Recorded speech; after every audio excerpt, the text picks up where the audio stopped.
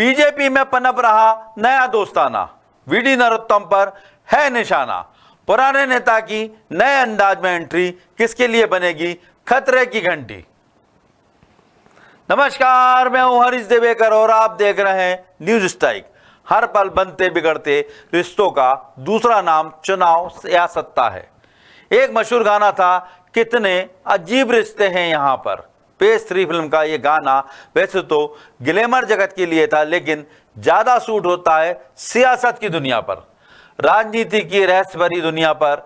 अब तक तमाम फिल्में बनी हैं, लेकिन सियासत की काली कोठरी का सच किसी भी सिल्वर स्क्रीन पर चमक नहीं सका।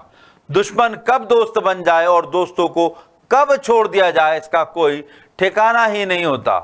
दुश्मन का दुश्मन दोस्त बन जाता है और मुश्किल में पड़ा दोस्त बुला दिया जाता है।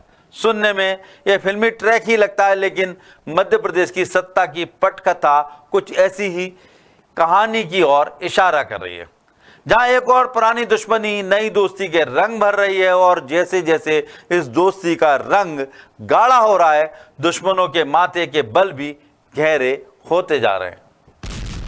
मध्य प्रदेश की सत्ता के दो विपरीत ध्रुव, शिवराज और कैलाश।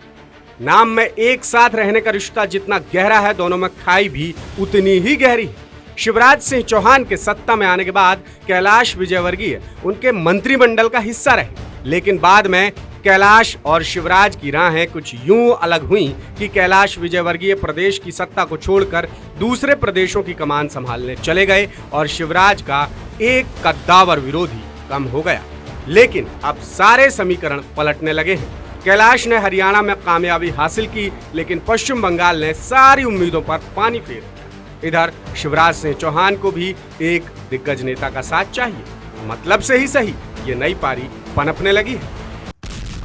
राजनीति में कुछ भी बेमानी नहीं होता। बिसात शतरंज की हो और खिलाड़ी का मन खेलने का ना हो तो एक आध गोटी को गलत चलने का रिस्क ले ही लेता है, लेकिन राजनीतिक बिसात पर कोई गलती अलाउ नहीं है। एक गलत मूव यानी खुद ही शह और मात का बंदोबस्त कर लेना है।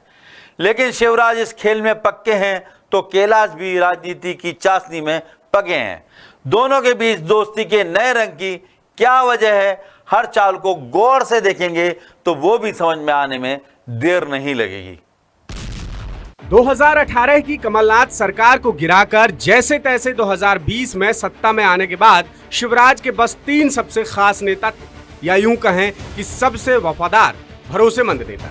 पहले थे नरोत्तम मिश्रा, जो सरकार के संकट मोचक भी कहलाए। दूसरे भूपेंद्र सिंह, जो शिवराज के सबसे करीबी और वफादार मंत्री माने गए। और चौथे अरविंद सिंह भदौरिया, जिन्होंने शिवराज को फिर सरताज बनाने में एड़ी चोटी का जोर लगा दिया। लेकिन अब शिवराज के सियासी पटल से ये तीनों ही नेता गायब। भूपेंद्र सिंह के खिलाफ अपनी ही पार्टी अपने ही जिले में बगावत ऐसी पनपी कि वो बैकफुट पर जाने को मजबूर हो। अरविंद सिंह भदौरिया की स्थिति उनकी ही विधानसभा सीट अटेर में खराब बताई जाती है, तो फिलहाल वहीं व्यस्त है। रही बात नरोत्तम मिश्रा की, तो वो शिवराज सिंह चौहान और संगठन दोनों की गुड बुक्स से बाहर बताए जाते हैं। बीते कुछ दिनों से ये तीनों ही नेता राजनीतिक सुर्खियों से बाहर ही है।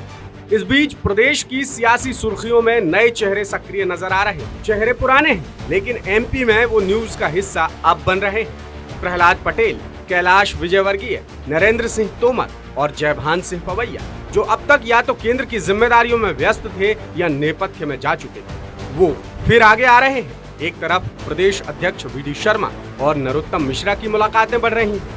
ब्राह्मण एक हुए तो शिवराज को भी एक साथी की दरकार महसूस हुई और तलाश कैलाश विजयवर्गीय पर जाकर खत्म। दोनों को एक दूसरे की जरूरत यूं है कि कैलाश फिर प्रदेश में कोई मुकाम तलाश कर रहे हैं और शिवराज की मजबूरी है मालवा में कोई भरोसेमंद चेहरा। तो ये म्यूचुअल अंडरस्टैंडिंग खुद ही सेट हो गई और दोनों एक साथ नजर आने लगे, जिसके बाद अंदाजा लगाया जा रहा है कि 2023 के रण में कैलाश विजयवर्गीय की भूमिका अहम होगी। कैलाश विजयवर्गीय मध्य प्रदेश के नहीं, देश के एक बड़े नेता, पार्टी के संगठन के राष्ट्रीय महामंत्री हैं।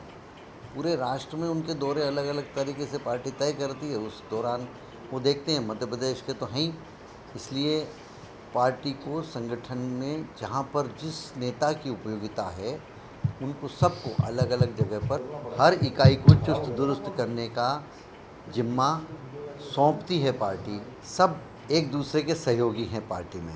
ये तो बाकी लोग कयास लगाते रहते हैं कि फल टूट के गिरेगा हमारी झोली में, उनका विवाद, इनका झगड़ा, इस तरह की बातें केवल ये परसेप्शन कांग्रेस तय करती है, जबकि उनके यहाँ जो स्थिति है वो हमारे यहाँ देखती है। लेकिन हमारे यहाँ ऐसा नहीं, हमारे यहाँ सबके पास काम है, सबके पास जिम्मेदारी है, सबकी अपनी भूमिका है, सबके आपसी सामंजस्य हैं और सामूहिक निर्णय लेकर जो निर्णय हो जाता है पार्टी का, उसके पीछे सब नेता उस टास्क को प्राप्त करने के लिए चलते हैं। लेकिन विजयवर्गीय और शिवराज का ये साथ क्या नए समीकरण बनाएगा?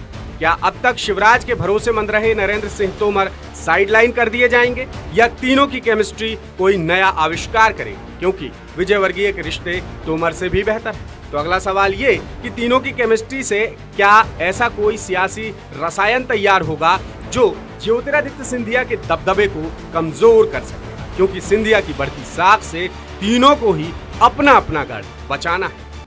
राजनीति में कोई स्थायी शत्रु या कोई स्थायी मित्र नहीं होता। कैलाश विजयवर्गीय यदि शिवराज सिंह चौहान जी के साथ दिखाई दे रहे हैं या शिवराज सिंह चौहान जी को उनकी ज़रूरत महसूस हो रही है, तो वो कह सकते हैं कि एक दूसरे की ज़रूरत है।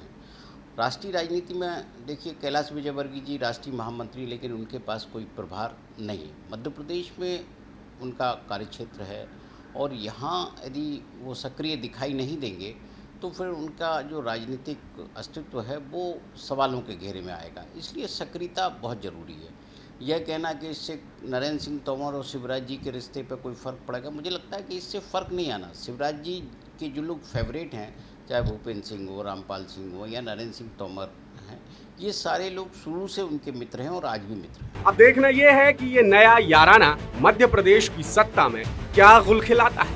और इसी मुद्दे से जुड़ा हमारा आज का सवाल कि क्या कैलाश विजयवर्गीय की सक्रियता से मध्य प्रदेश में कम होगा नरेंद्र सिंह तोमर और ज्योतिरादित्य सिंधिया का दबदबा? आपके पास 3 विकल्प, पहला हाँ, दूसरा नहीं और तीसरा कह नहीं सकते। इस सवाल का जवाब आप हमारे तमाम सोशल मीडिया अकाउंट्स यानी फेसबुक, यूट्यूब, ट्विटर और इंस्टाग्राम पर दे सकते हैं। और पिछली बार हमने आपसे सवाल पूछा था कि मध्य प्रदेश के प्रभारियों की भी बीजेपी के आलाकमान के दरबार में सुनवाई नहीं हो रही है, क्या बीजेपी को इससे नुकसान होगा? इसके जवाब में 76% लोगों ने कहा हाँ, 20% लोग बोले नहीं और 7% लोगों का कहना था कह नहीं सकते। तो हाल कुछ यूं है कि मीत भले ही मन का ना मिला हो, लेकिन अब मन की नहीं, फैसला लेने की बारी फिलहाल दिमाग की है, जो बार बार यही बोल रहा है कि यारा तेरी यारी शाह को पसंद है, मोदी को भी है प्यारी। ये यारी पसंद या प्यारी हो ना हो, इसे दिखाने की मजबूरी जरूर है, क्योंकि पुराने वफादार या संकट मोचकों की जरूरत शिवराज के लिए बदल चुकी है। सालों से शिवराज की कैलाश से पटरी भले ही ना बैठी हो, लेकिन सत्ता की लालसा कुछ यूं है कि हर काय को पाट दिया गया। जब 2 धुरंधर एक होंगे तो सियासी खेल में किस अंजाम तक पहुंचेंगे, यह भी देखना दिलचस्प होगा। नमस्कार।